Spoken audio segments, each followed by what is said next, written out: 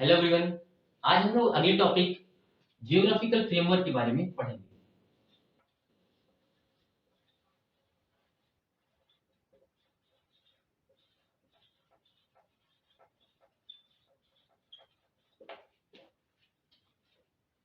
Geography ancient time से ही human society को effect करता आया है।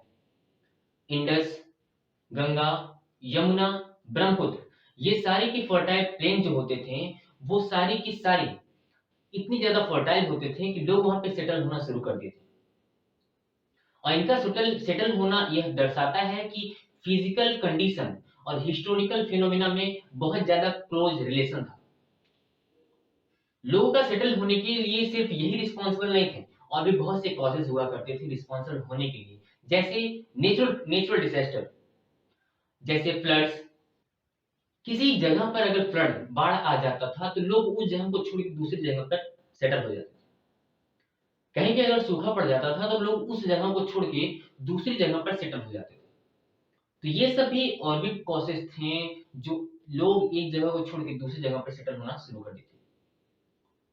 व्यापारियों को उनके व्यापार की चीजें जिस जगह पर मिलना शुरू हो गया था, वहीं पे रह के वो लोग अपना व्यापार शुरू कर दिए।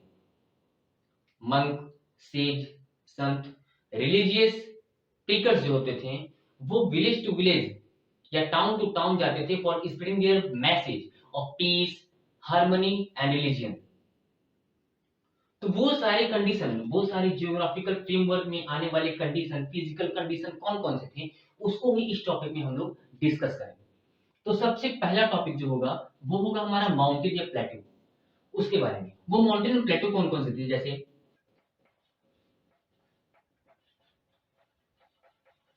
The Himalayas,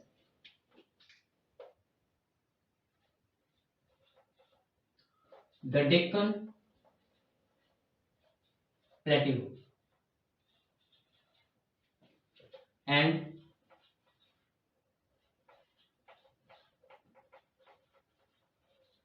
the Vindhya range. ये माउंटेन है और ये भी माउंटेन, जबकि ये plateau.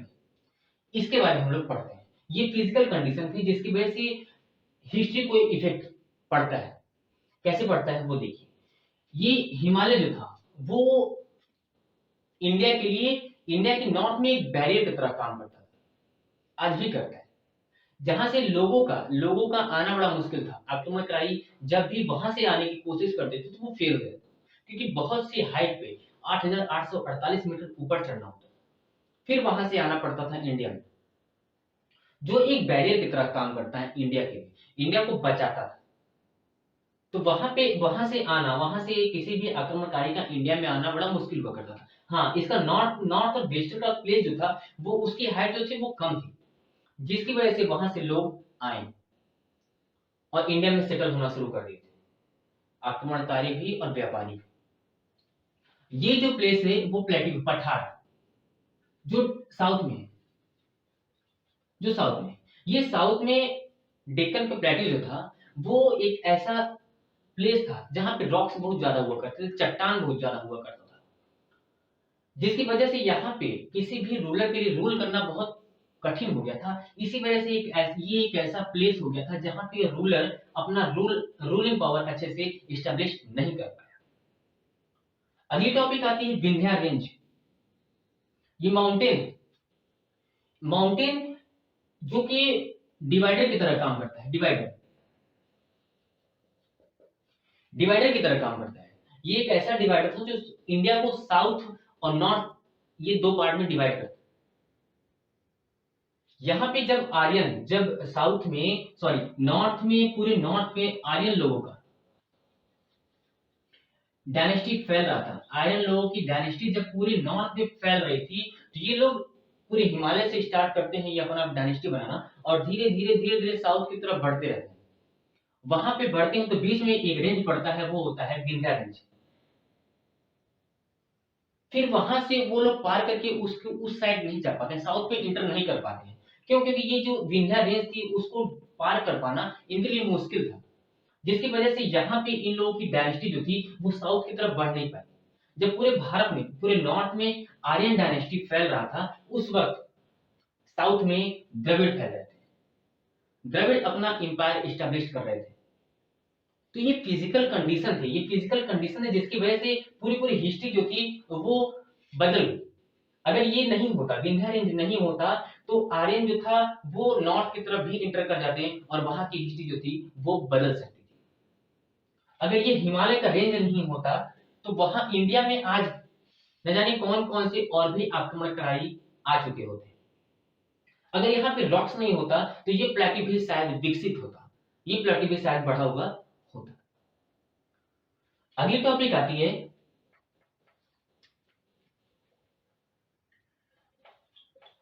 The Indo गैंटिक plane.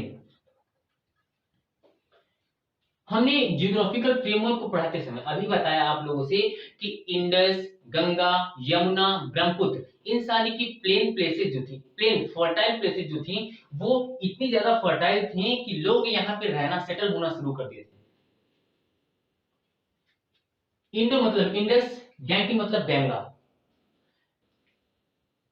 Indus जिसे सिंधु नदी भी कहा जाता है और गंगा, इनकी जगह, इनकी आसपास के क्षेत्र जो थे इतने ज्यादा फर्टाइल थे कि लोग यहाँ पे सेटल होना शुरू कर देते।